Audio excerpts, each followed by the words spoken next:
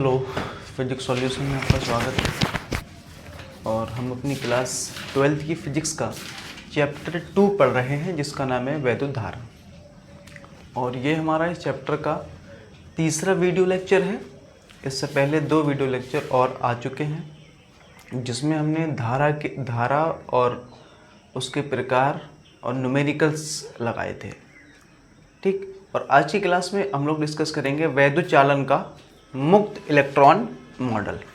चलिए स्टार्ट करते हैं। तो टॉपिक है हमारा इसमें वैद्युत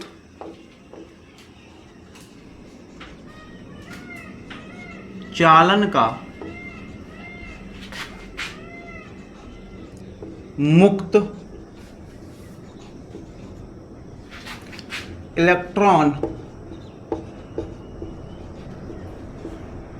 मुक्त इलेक्ट्रॉन मॉडल।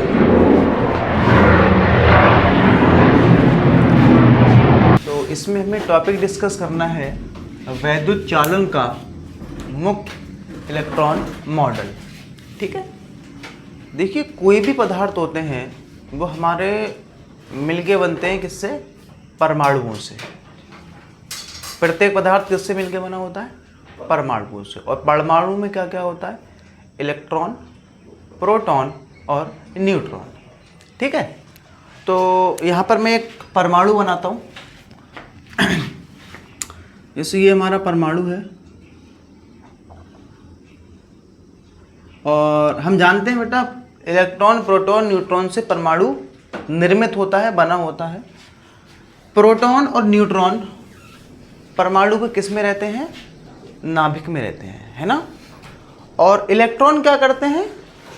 चारों ओर वृत्ताकार कक्षाओं में घूमते रहते हैं। तो मैं यहाँ वृत्ताकार कक्षाएं बनाता हूँ। ये देखो, पहली वृत्ताकार कक्षा आ गई, है ना। ये दूसरी वृत्ताकार कक्षा,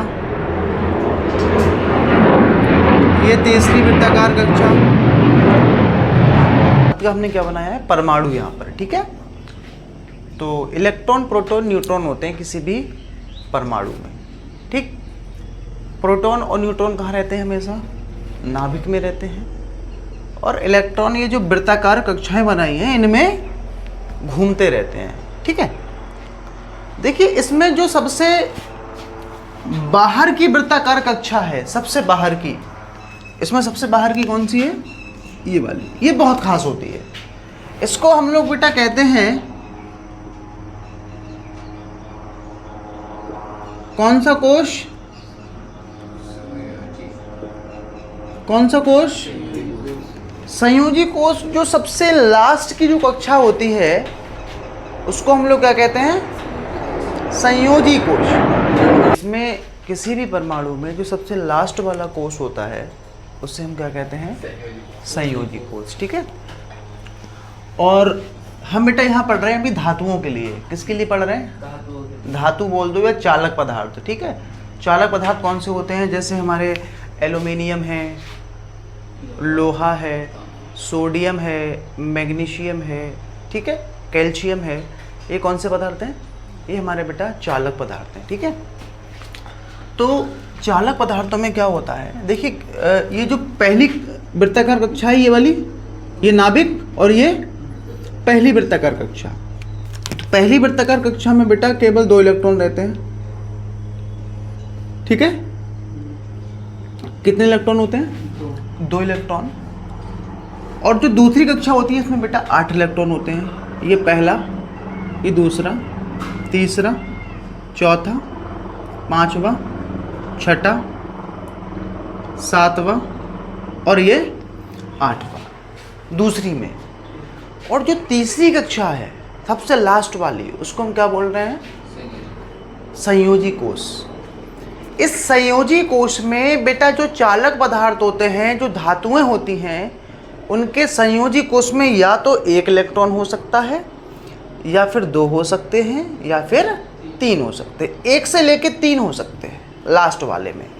अगर 4 हैं या 4 से ज़्यादा हैं संयोजी कोश में, तो याद रखना वो हमारा धातु नहीं है, धातु नहीं है वो, ठीक है। अगर परमाणु है हमारा सोडियम का, उसके लास्ट में 1 इलेक्ट्रॉन होता है। संयोजी कोष में कितने इलेक्ट्रॉन होते हैं उसके?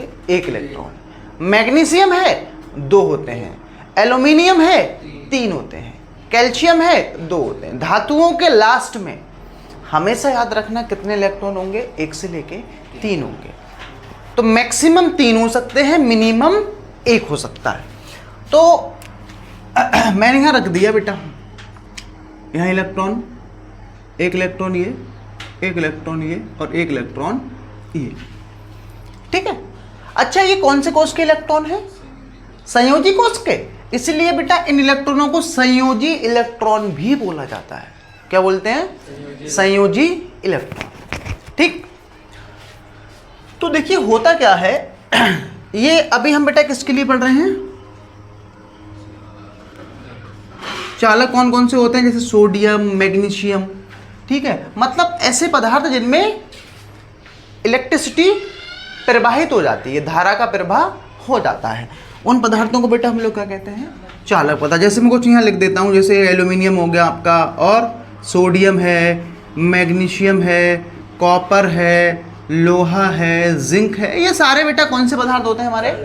ये चालक पदार्थ होते हैं। ध्यान रखना, इन सभी पदार्थों के संयोजी कोष में जो इलेक्ट्रॉन होंगे 1 हो सकता है, 2 हो सकते हैं या फिर 3 हो सकते हैं। 3 से ज़्यादा नहीं होंगे, 1 से कम तो होने का सवाल ही नहीं है कोई, ठीक है ना। तो वो पदार्थ हमारे कौन से कहलाते हैं? चालक पदार्थ, ठीक है। तो ये जो संयोजी कोष के इलेक्ट्रॉन है, इन इलेक्ट्रॉनों को क्या बोलते हैं? संयोजी इलेक्ट्रॉन, ठीक है। तो होता क्या है, अगर बेटा इस चालक पदार्थ के इस परमाणु को क्या मिल गई? अगर ऊर्जा मिल गई, क्या मिल गई? ऊर्जा। ऊर्जा कैसे कैसे मिल सकती है? इस परमाणु को ऊर्जा हम कैसे कैसे दे सकते हैं? कई तरीके होते हैं ऊर्जा देने के। पहला तरीका ये हो सकता है, आप इसको गर्म कर दो। क्या कर दो? इसको गर्म कर दो। तो गर्म करने से बेटा कौन सी ऊर्जा मिलती है? ऊष्मीय ऊर्जा। कौन सी ऊर्जा? ऊष्मीय ऊर्जा। या इसके ऊपर प्रकाश डाल दो। क्या डाल दो? प्रकाश डाल दो। आपने पढ़ा होगा क्लास 10th में कि प्रकाश एक प्रकार की ऊर्जा है जो हमें चीज़ों को देखने में मदद करती है। तो प्रकाश में भी क्या होती है? ऊर्जा होती है। तो पहला तरीका हमने ऊर्जा देने का क्या बताया था कि हम इसको गर्म कर दें। तो गर्म करने से कौन सी ऊर्जा मिलेगी? ऊष्मीय ऊर्जा, ठीक। और दूसरा प्रकाश दे दो, प्रकाशीय ऊर्जा। या तीसरा तरीका ये हो सकता है, हम उस पर वैद्युत क्षेत्र दे दें। क्या दे दें? वैद्युत क्षेत्र दे दें। बैटरी से जोड़ दें इसको, तो बैटरी से भी क्या मिल जाएगी? इसको ऊर्जा मिल जाएगी, ठीक है। तो होता बेटा क्या है, जैसे ये वाले जो इलेक्ट्रॉन है, कौन से इलेक्ट्रॉन? संयोजी कोष के इलेक्ट्रॉन, जब इनको ऊर्जा मिलती है, ज़्यादा नहीं, अगर थोड़ी सी भी अगर ऊर्जा मिल गई, आप ऐसे समझो जैसे ये हमारे पास एक चालक पदार्थ है, कोई लोहा समझ सकते हैं इसको, ठीक है। आप जिस कमरे में बैठ के पढ़ रहे हो, उस कमरे का जो ताप है, तापमान है, जिस कमरे में हम बैठ के पढ़ रहे हैं, उस कमरे का जो तापमान है, जो टेम्परेचर है, उसकी वो कौन सी ऊर्जा देगा? ऊष्मीय ऊर्जा। मतलब वो ऊष्मीय ऊर्जा लेकर बेटा ये इलेक्ट्रॉन क्या करते हैं? अपनी इस कक्षा को छोड़ देते हैं। ये कौन सी ऊर्जा ली बेटा इन्होंने? ऊष्मीय ऊर्जा। बहुत कम, मतलब अगर थोड़ी सी भी अगर इनको ऊर्जा मिल गई तो ये क्या करेंगे? बहुत थोड़ी सी भी अगर इनको ऊर्जा मिल गई, आप ऐसे समझ लो जिस कमरे में हम बैठ के पढ़ रहे हैं, उस कमरे का ताप क्या दे देगा इनको? ऊष्मीय ऊर्जा दे देगा। और फाइनली बेटा ये इलेक्ट्रॉन क्या होंगे? यहां से क्या होंगे? ये बेटा बाहर निकल जाएंगे। सही है। जब तक ये बेटा कक्षा में थे, ये नाभिक के साथ बेटा कैसे थे? ये बेटा बंधे हुए थे। और जैसे इनको बेटा ऊष्मीय ऊर्जा मिली, ये इलेक्ट्रॉन क्या हो गए? ये इलेक्ट्रॉन बेटा फ्री हो गए, फ्री। ये इलेक्ट्रॉन क्या हो गए?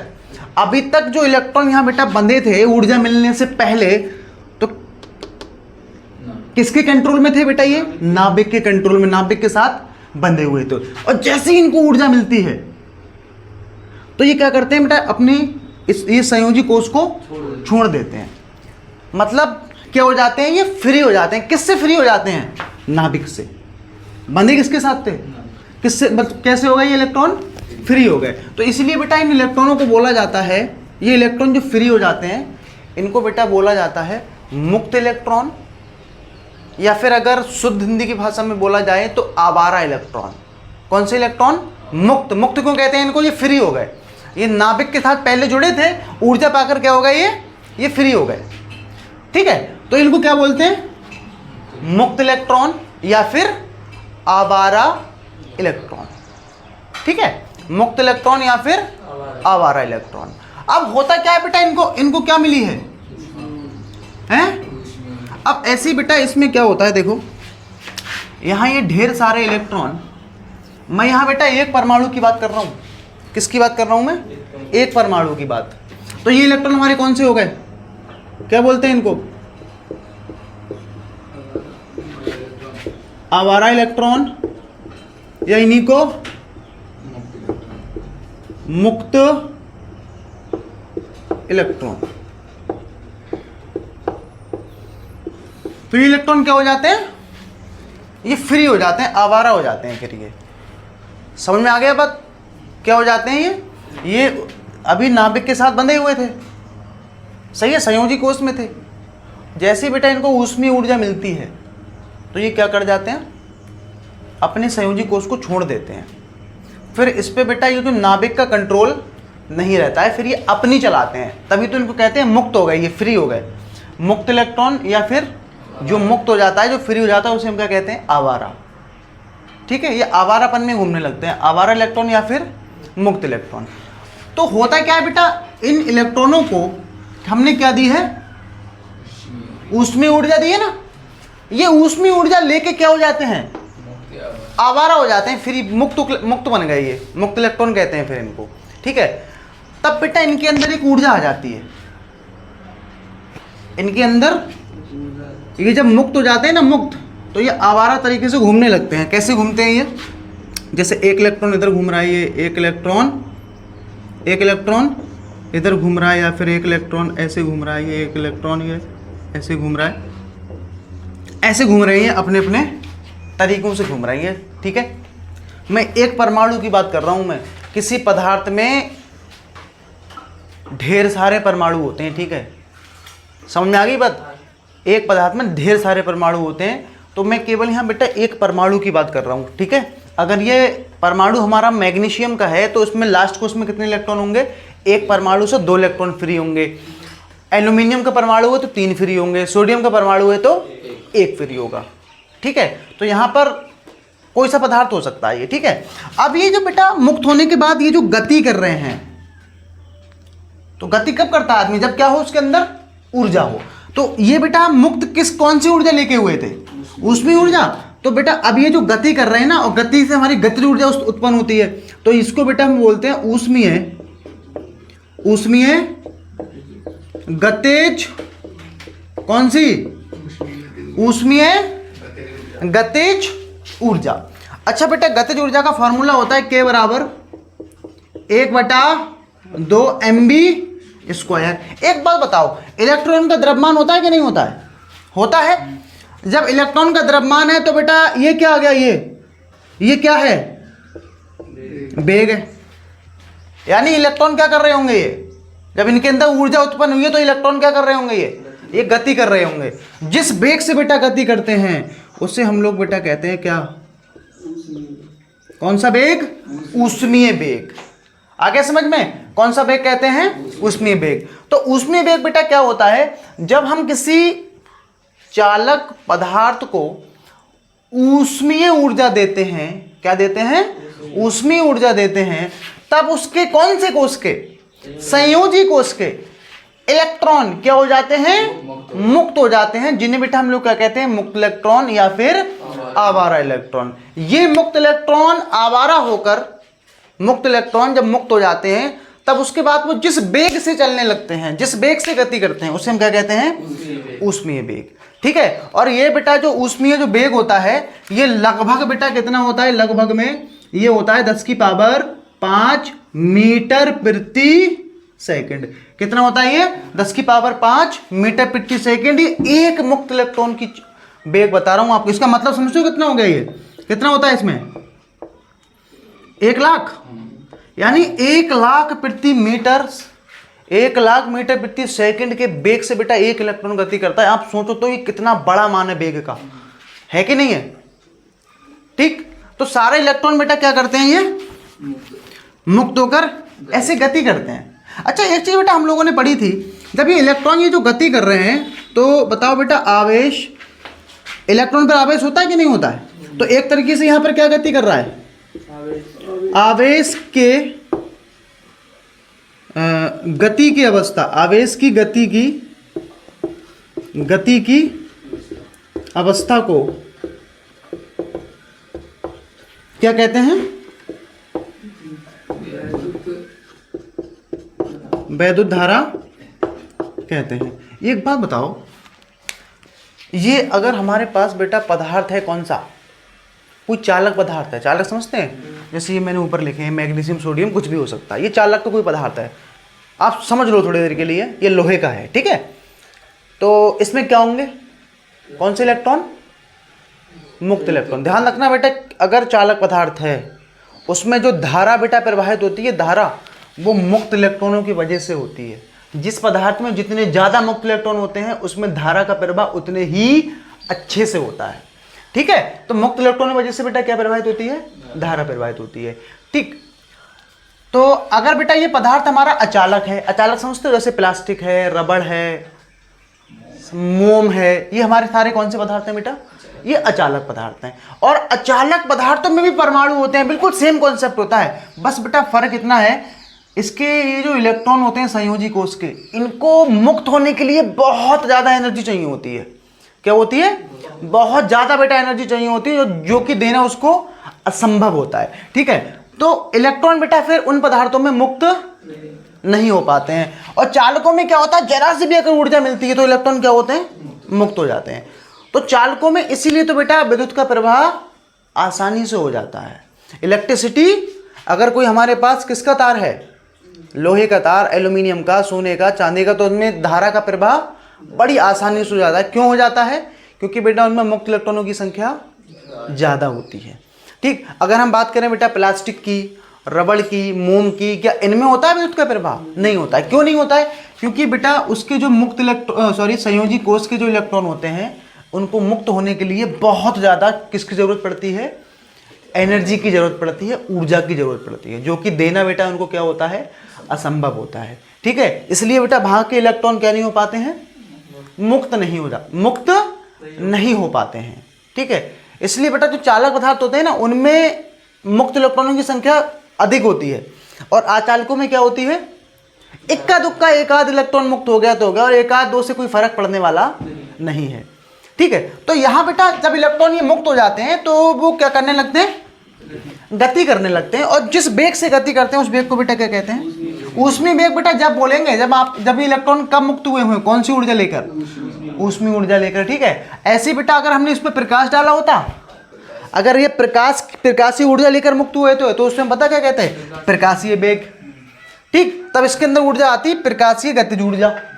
वो ये जो घटना है ना बेटा प्रकाश वाली, अभी हम ऊष्मा से इनको मुक्त कर रहे हैं, ऊष्मा देके, ठीक है, हीट देके इसको क्या कर रहे हैं हम लोग? मुक्त कर रहे हैं।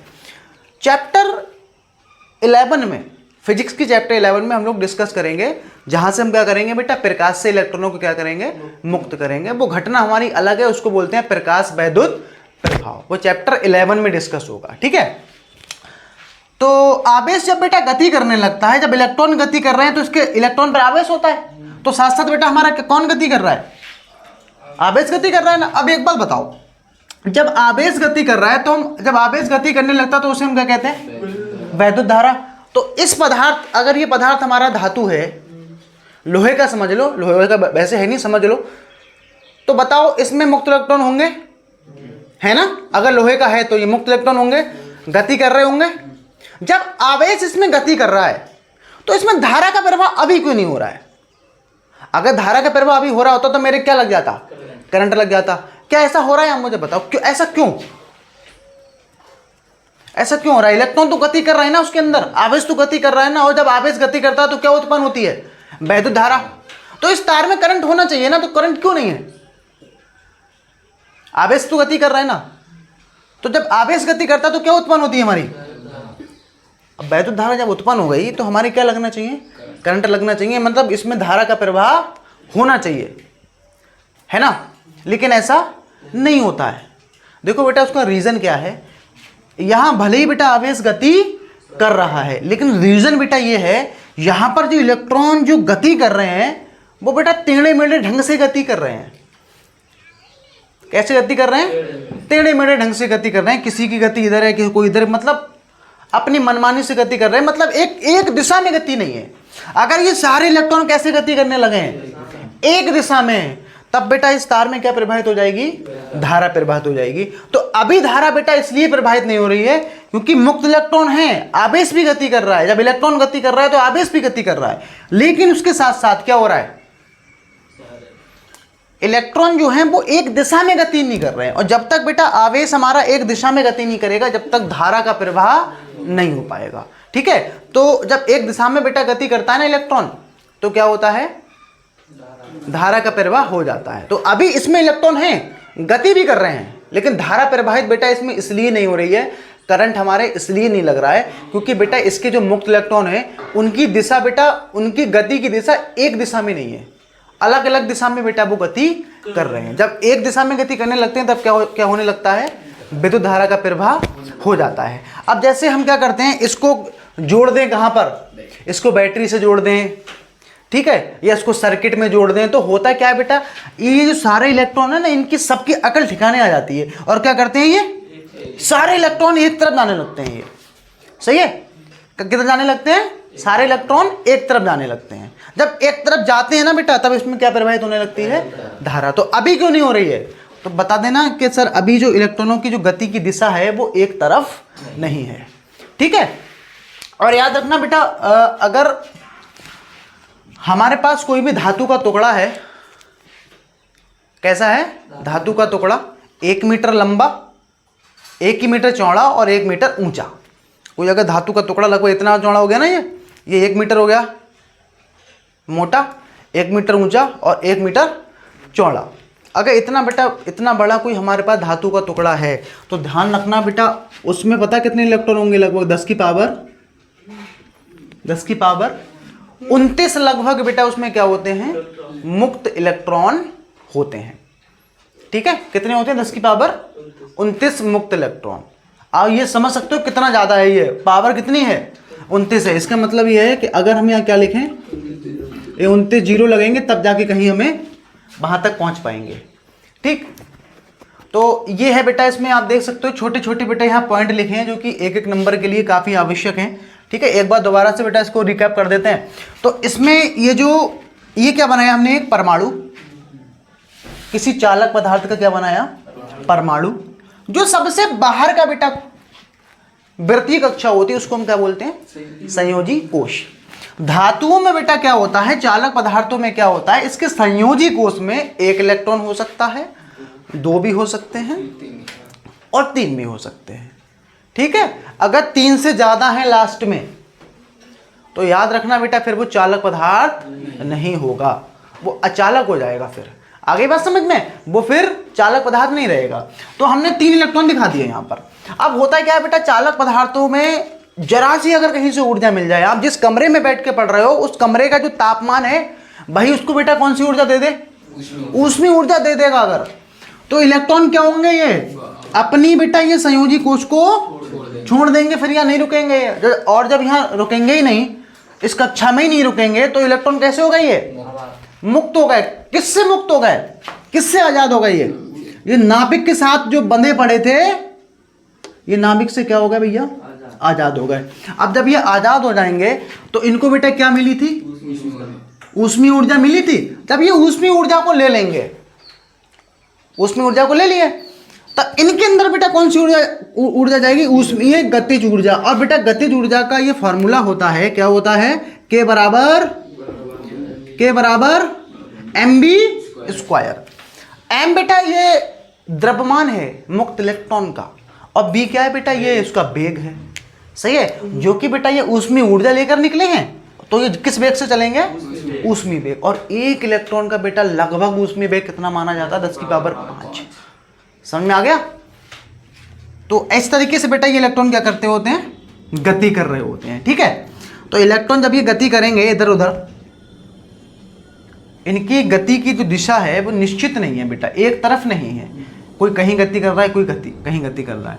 तो आवेश तो इसमें गति करता है, हमने पढ़ा था ना कि आवेश की गति की अवस्था को क्या कहते हैं, वैद्युत धारा। तो होता बेटा क्या है इसमें, इलेक्ट्रॉनों के गति की जो दिशा है वो एक तरफ ना होने की वजह से चालक पदार्थों में इस समय कोई धारा का प्रवाह नहीं हो रहा होता है। ठीक है, तो इतना बेटा क्या करते हैं हम लोग पहले लिख लेते हैं। ठीक, पहले आप क्या करें, इसको नोट कर लें और फिर इसको क्या करते हैं हम लोग थ्योरी की फॉर्म में लिख देते हैं। ठीक है, तो याद रखना बेटा, जिस पदार्थ में जितने ज्यादा मुक्त इलेक्ट्रॉन होंगे धारा का प्रवाह उतना अच्छे से होगा। तो धारा बेटा प्रवाहित कराने के लिए कौन से इलेक्ट्रॉन उत्तरदायी होते हैं, कौन से इलेक्ट्रॉन, मुक्त इलेक्ट्रॉन। ये वाले इलेक्ट्रॉन का बेटा रोल नहीं रहता है, कौन से इलेक्ट्रॉन का रोल रहता है, जो मुक्त हो जाते हैं। ठीक है, तो कोई पूछे अचालक पदार्थों में धारा का प्रवाह क्यों नहीं होता है, तो क्या बताओगे, कहना सर अचालक पदार्थों में क्या नहीं होते हैं, मुक्त इलेक्ट्रॉन नहीं होते हैं। कोई पूछे क्यों नहीं होते हैं, तो कहना सर उसमें क्या होता है, संयोजी कोश से इलेक्ट्रॉनों को मुक्त कराने के लिए बहुत ही ज़्यादा हमें वो ऊर्जा की क्या पड़ती है, आवश्यकता पड़ती है, जो कि देना बेटा क्या होता है, असंभव होता है। इसलिए बेटा इलेक्ट्रॉन मुक्त नहीं हो पाते हैं। ठीक है, तो आप इतना ये पहले ये लिख लें और फिर इसी को हम लोग डिटेल में लिखते हैं। ये बेटा हम लोग क्या कर सकते हैं, उसकी थ्योरी लिख सकते हैं इस प्रकार। ठीक है, तो इसमें बेटा जो एक्सप्लेन हुआ था वही लिखा गया है। जैसे इसमें लिखा है प्रत्येक पदार्थ परमाणुओं से मिलकर बना होता है, और परमाणु में बेटा क्या होते हैं, इलेक्ट्रॉन होता है, प्रोटॉन होता है और न्यूट्रॉन होते हैं। ठीक है, इसमें लिखा है प्रोटॉन व न्यूट्रॉन नाभिक में रहते हैं, जबकि इलेक्ट्रॉन नाभिक के चारों ओर वृत्ताकार कक्षाओं में क्या करते हैं, घूमते रहते हैं। ठीक है बेटा, आगे लिखा है इसमें जब चालक पदार्थों को ऊर्जा दी जाती है, ऊर्जा आप कैसे भी दे सकते हो, ऊष्मीय ऊर्जा, हीट के रूप में, ठीक है, प्रकाश के रूप में या वैद्युत क्षेत्र के रूप में। ठीक है, ऊर्जा दी जाती है, तब इनके परमाणुओं के संयोजी कोश के इलेक्ट्रॉन अपने कोश को क्या कर देते हैं, छोड़कर मुक्त हो जाते हैं। इन इलेक्ट्रॉनों को मुक्त इलेक्ट्रॉन या फिर क्या कहते हैं भाई, आवारा इलेक्ट्रॉन कहते हैं। और बेटा इन आवारा इलेक्ट्रॉनों की जो संख्या होती है चालक पदार्थों के प्रति मीटर क्यूब आयतन में कितनी होती है, 10 की पावर 29 होती है। ठीक, और इन बेटा मुक्त इलेक्ट्रॉनों के कारण ही बेटा किसका प्रभाव होता है, धारा का प्रभाव होता है। किन पदार्थों में, चालक पदार्थों में। इसलिए बेटा जो चालक पदार्थ होते हैं उनमें धारा, विद्युत धारा क्या होती है, आसानी से प्रवाहित हो जाती है। जबकि बेटा हम अचालक पदार्थों की बात करें, अचालक पदार्थ कौन से होते हैं, प्लास्टिक है, रबड़ है, मोम है, इनमें बेटा मुक्त इलेक्ट्रॉन नहीं होते हैं।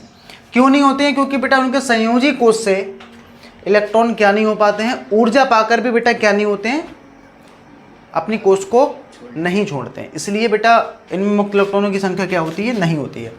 इसे ही बेटा हम लोग क्या कहते हैं, इसलिए इन पदार्थों में वैद्युत धारा प्रवाहित नहीं होती है, और इसे ही बेटा हम लोग क्या कहते हैं, वैद्युत चालन का मुक्त इलेक्ट्रॉन मॉडल कहते हैं। ठीक है, इसमें ऊष्मीय बेग या इसी को बेटा बोला जाता है कौन सा बेग, तापीय बेग। इसको इंग्लिश में कहते हैं थर्मल वेलोसिटी, थर्मल वेलोसिटी कहते हैं। देखिए बेटा थर्मल वेलोसिटी क्या होती है, एक बात बताओ, किसी भी चालक के संयोजी कोश के जो इलेक्ट्रॉन होते हैं, जब हम उनको बेटा कौन सी ऊर्जा देते हैं, ऊष्मीय ऊर्जा। कौन सी ऊर्जा देते हैं, ऊष्मीय ऊर्जा, तब वो बेटा इलेक्ट्रॉन क्या होते हैं, मुक्त हो जाते हैं।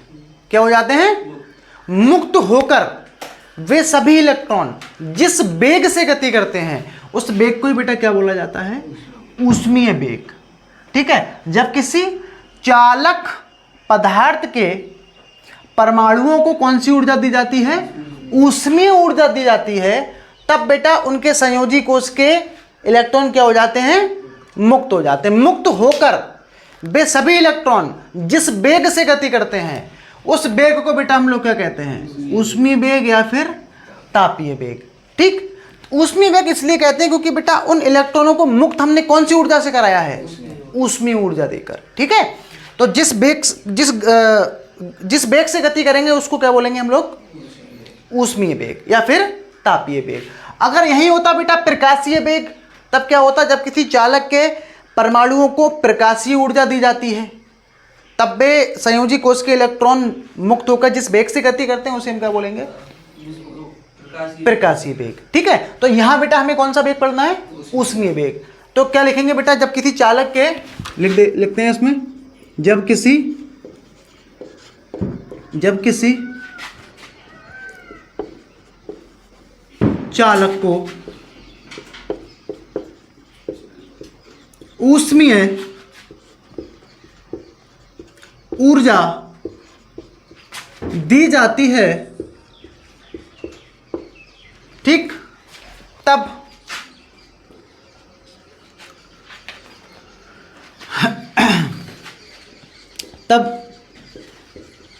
परमाणु के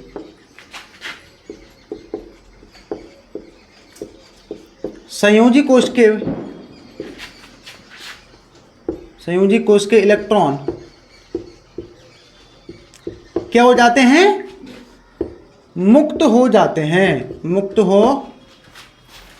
हैं तथा वे मुक्त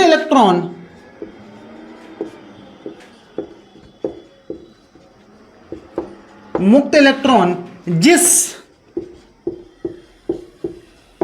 वेग से क्या करते हैं, गति करते हैं, उसे क्या कहते हैं,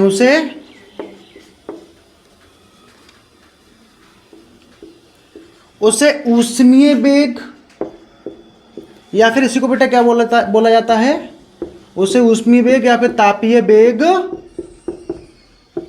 कहते हैं। ठीक है, तो इस तरीके से बेटा हम इसकी डेफिनेशन लिखेंगे। जब किसी चालक को कौन सी ऊर्जा दी जाती है, ऊष्मीय ऊर्जा दी जाती है, तब बेटा उसको संयोजी कोष से क्या निकल जाएंगे, इलेक्ट्रॉन निकल जाएंगे। उन इलेक्ट्रॉनों को क्या बोलेंगे, मुक्त इलेक्ट्रॉन। और वो मुक्त होने के बाद में जिस वेग से चलेंगे उस वेग को बेटा हम लोग क्या बोलेंगे, ऊष्मीय वेग बोलेंगे। ठीक है, अब यहाँ छोटा सा बेटा इसका डायग्राम बनाते हैं। देखो ये हमारे पास क्या है, किसी पदार्थ के कौन से इलेक्ट्रॉन है, मुक्त इलेक्ट्रॉन। एक इलेक्ट्रॉन ये बना देते हैं इधर, एक इलेक्ट्रॉन ये बना देते हैं, एक इलेक्ट्रॉन ये, एक इलेक्ट्रॉन ये है, देखो एक इलेक्ट्रॉन ये। बहुत ढेर सारे करोड़ों की तादाद में इलेक्ट्रॉन्स होते हैं, ये ज़्यादा मात्रा होती है इलेक्ट्रॉन की यहाँ पर। अब यह बेटा अभी जब ये मुक्त इलेक्ट्रॉन है तो कैसे गति कर रहे होंगे, एक इलेक्ट्रॉन ये बेटा इधर जा रहा होगा, हो सकता है ये वाला इधर जा रहा हो सकता है ये इधर आ रहा हो, ऐसे तो गति करेंगे ये सारे इलेक्ट्रॉन्स, है ना। ये अलग अलग प्रकार की गति होती है। कोई भी इलेक्ट्रॉन कहीं भी गति कर सकता है, किसी की दिशा कोई भी निर्धारित नहीं होती है। ठीक है, तो यहां पर बेटा आपको बताना है ऊष्मीय, औसत ऊष्मीय वेग। कौन सा, औसत ऊष्मीय वेग बता सकते हो बेटा। कुल या तो इसको कुल ऊष्मीय वेग बोल दो या फिर औसत ऊष्मीय वेग, या इसको क्या बोलते हैं, कुल ऊष्मीय वेग। बता सकते हैं बेटा कुल ऊष्मीय वेग कितना होगा। अच्छा एक बात बताओ, ये वाला इलेक्ट्रॉन इधर इधर गति कर रहा है यहां पर बेटा इतने ढेर सारे इलेक्ट्रॉन होते हैं। अगर ये इलेक्ट्रॉन यहां गति कर रहा है तो इसी के बेटा सामने से एक इलेक्ट्रॉन क्या हो रहा होगा, और भी आ रहा होगा। इतने ढेर सारे बेटा इलेक्ट्रॉन होते हैं। अगर ये इलेक्ट्रॉन इधर गति कर रहा है तो इसी की गति की दिशा में एक इलेक्ट्रॉन और भी आ रहा होगा। एक दूसरे से क्या होंगे, ये हैं, एक दूसरे से क्या होंगे, टकरा जाएंगे। जब ये बेटा एक दूसरे से टकराएंगे ना, टकराने के बाद में क्या होगा, इसकी गति की दिशा बेटा क्या होगी, ये हमने मान लिया। इसकी गति की दिशा क्या हो गई, इधर। और अभी जब इधर, अब ये किधर जाने लगेगा टकराने के बाद में, इधर। अब इधर से बेटा कोई इलेक्ट्रॉन आ रहा होगा, वो फिर से ऐसे टकराएगा, सही है। आप जब गति की दिशा फेर बदल के इधर हो गई, अब इसके सामने इधर से इलेक्ट्रॉन आ रहा होगा ये, तो बेटा टकरा टकरा के क्या करते हैं, एक दूसरे के वेग को ये खत्म करते रहते हैं। तो यहां से जो बेटा औसत ऊष्मीय वेग जो निकल के आता है वो कितना निकल के आता है, 0 निकल के आता है। ये सब टकराते रहते हैं एक दूसरे से वहीं पर, और टकरा के बेटा क्या करते हैं, एक दूसरे के ऊष्मीय वेग को खत्म करते रहते हैं। तो यहां से बेटा हम लोग लिख सकते हैं कितने इलेक्ट्रॉन होते हैं इसके अंदर टोटल। तो मान लेते हैं बेटा पहले का ऊष्मीय वेग है U1, दूसरे का U3, U4, ऐसे बेटा कितने इलेक्ट्रॉन मान लें, UN। हमें नहीं पता ना कितने, कितने से बात करोगे, N से। तो बताओ बेटा ये मान कितना आएगा निकल के, औसत ऊष्मीय वेग कितना आता है, औसत ऊष्मीय वेग 0। नहीं आया समझ में, औसत ऊष्मीय वेग कितना होगा, 0 होगा। क्यों होगा भी 0 बेटा, ये सारे इलेक्ट्रॉन क्या करेंगे, एक दूसरे से टकराते रहते हैं। तो जब टकराएंगे तो इनके बेटा वेग क्या होंगे, नष्ट हो जाएंगे। ठीक है, दो कारें अगर सामने से आ रही हूं 50 की स्पीड में, 60 की स्पीड में, जब टकराती हैं तो इनके वेग नहीं बदल जाते हैं? टकराने के बाद में क्या होता है, टकराने के बाद में बेटा क्या होता है, उनकी जो स्पीड है वो बदल जाती है, कम हो जाती है। होती है कि नहीं होती है बताओ, ये चलती रहती है उसके बाद भी वो स्पीड क्या होती है उनकी, कम हो जाती है। तो ऐसे बेटा ये एक दूसरे को खत्म करते करते फाइनली कितना मिलेगा, 0 मिलेगा औसत ऊष्मीय वेग, अगर हम टोटल की बात करें तो। ठीक है, तो ध्यान रखना बेटा औसत ऊष्मीय वेग कितना होता है, 0 होता है। ये जब भी निकालोगे आप तो आपको 0 मिलेगा ये। ठीक है, मिलते हैं तो नेक्स्ट वीडियो में, जिसमें हम लोग आगे के टॉपिक्स को डिस्कस करेंगे। आज की वीडियो में हम लोगों ने ये सीखा था, और ऊष्मीय वेग या फिर इसी को क्या बोलते हैं, तापीय वेग। ठीक है, तो मिलते हैं नेक्स्ट वीडियो में। Thank you.